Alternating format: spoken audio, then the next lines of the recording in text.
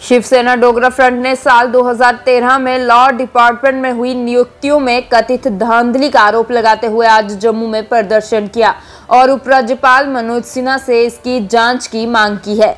Shiv Sena Dogra front के अध्यक्ष अशोक गुप्ता के नेतृत्व में फ्रंट के कार्यकर्ताओं ने साल 2013 में लॉ डिपार्टमेंट में निकाली गई 8 पोस्टों के बदले में 60 नियुक्तियां करने में हुई कथित धांधली की जांच करवाने और इसमें दोषी लोगों के खिलाफ कड़ी कार्यवाही करने की उपराज्यपाल मनोज सिन्हा से मांग की। इस अवसर पर अशोक गुप्ता ने कश्मीरी नेताओं पर हमला करते हुए कहा कि जो लोग आज अनुच्छेद 370 के निरस्त होने के बाद हुए बदलाव को लेकर सवाल पूछ रहे हैं, वह पहले ये बताएं कि उनके शासनकाल में कैसे 8 पोस्टों के बदले में 60 नियुक्तियां की गई और उन्होंने कैसे अपने करीबियों को कथित धांधली करके सरकारी नौकरियां बांटी। अशोक गुप्ता ने कहा कि मैं उन्हें बताना चाहता हूं कि अनुच्छेद 370 के निरस्त होने के बाद ये बदलाव हुआ है कि अब उन लोगों को नौकरियां मिल रही हैं जो इनके असली हकदार हैं। अशोक गुप्ता ने उपराज्यपाल मनोज सिन्हा और जम्मू कश्मीर के मुख्य सचिव से इस कथित धांधली की जांच करवाने और तत्कालीन सरकार द्वारा की गई बैकडोर नियुक्तियां रद्द करने की भी मांग की। लोग कहते हैं 370 से हमको क्या मिला, 370 में क्या खोया। आज देश का प्रधानमंत्री जम्मू कश्मीर के दौरे पर है। वो कहते हैं 370 हटा करके मिला क्या?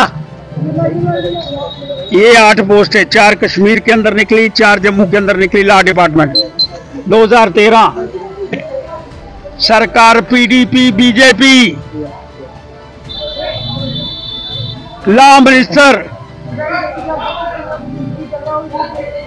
4 जम्मू के लगने थे, 4 कश्मीर के लगने थे, लगाए 60 पोस्टें, 8 तो लगाइया 60। कोई माई बाप है उन पोस्टों का? किसी को पूछा गया? किसी को पूछा किसी ने? कोई पूछने का प्रश्न नहीं हुआ, कोई जिम्मेवारी नहीं थी। जो आज बड़े बड़े दावे करने का प्रयास करना चाहते हैं कि हमारे टाइम के अंदर बड़ी सुरक्षित व्यवस्था का निर्माण किया गया, पारदर्शिता की गई, डेमोक्रेसी, प्रजातंत्र। अरे तभी तो पत्थरबाज पैदा हुए, जिनके नाम लिस्टों के अंदर आने थे वो नहीं आए। उस समय का लॉ मिनिस्टर एक क्षेत्र के 56 लोग लगा दिए गए, एक गांव के, एक कॉन्स्टिट्यूएंसी के। ये प्रजातंत्र है, ये 370 है। तभी तो पत्थरबाज पैदा हुए, तभी तो उग्रवादी पैदा हुए, तभी तो उग्रवाद आया, तभी पाकिस्तान की इंटरफेरेंस हो गई, तभी हुर्रियत पैदा हुई। लेकिन आज 370 के बाद आज देश का प्रधानमंत्री जम्मू कश्मीर के दौरे के ऊपर है। मैं उन राजनीतिक पार्टियों से प्रश्न करने का प्रयास करना चाहता हूं कि तुम्हारी रजीम के अंदर 8 पोस्टें निकली, 60 लोग लगे। डिपार्टमेंट कौन सा? लॉ। और श्रीमान चीफ सेक्रेटरी महोदय, श्रीमान एलजी महोदय, आपसे प्रश्न करना चाहता हूं, उन्होंने तो गुंडागर्दी करी, आज आप उन लोगों को उठा करके बाहर फेंकने का प्रयास करो। मैं लॉ डिपार्टमेंट कह रहा हूं, बंदों की लिस्ट भी अगली बार बाहर छाया करूंगा, जो बैकडोर अपॉइंटमेंट के माध्यम से जिनके इंटरव्यू नहीं हुए, वो प्रमोशनें हो गई जी। वो deputy law secretary, backdoor appointment. कोई एक किसी व्यक्ति की बात नहीं कर रहा मैं।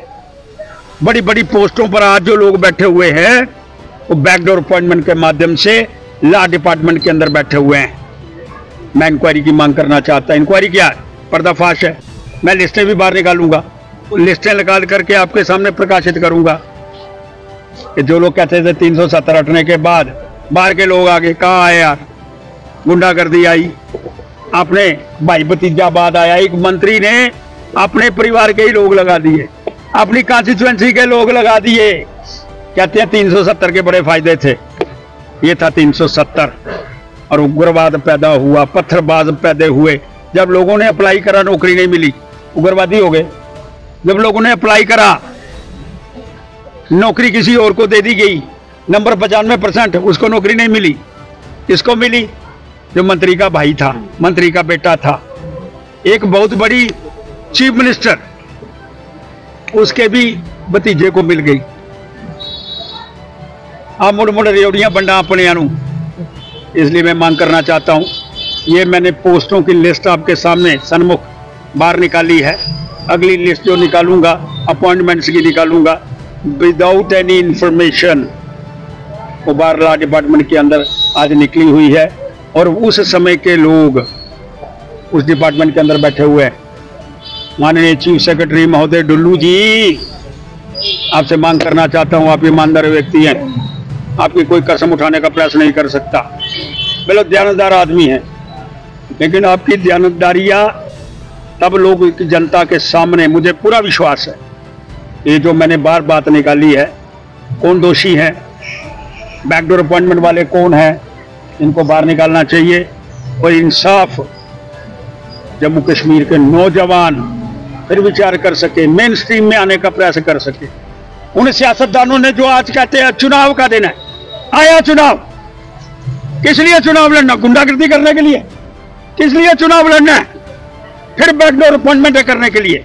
किस लिए चुनाव लड़ना है? लोगों के हकों को छीनने के लिए, नौजवान अधिकारियों को उनसे वंचित करने के लिए। कोई जरूरत नहीं है इस तरह का चुनाव लड़ने के लिए उन पार्टियों को जो इस तरह की बैकडोर अपॉइंटमेंट के अंदर शामिल है। इसलिए मांग करना चाहता हूं चीफ सेक्रेटरी साहब, उन सब लोगों को बाहर निकालो। नाम में आपको लिस्ट, अगली लिस्ट जब भेजूंगा तब भी आप सब लोगों को बुलाऊंगा। ये चीफ सेक्रेटरी को मैंने लिस्ट भेज दी है भाई, ये बैकडोर अपॉइंटमेंट्स है। और मैं उम्मीद करता हूं एक ईमानदार चीफ सेक्रेटरी महोदय, एक एलजी साहब जो ईमानदार व्यक्ति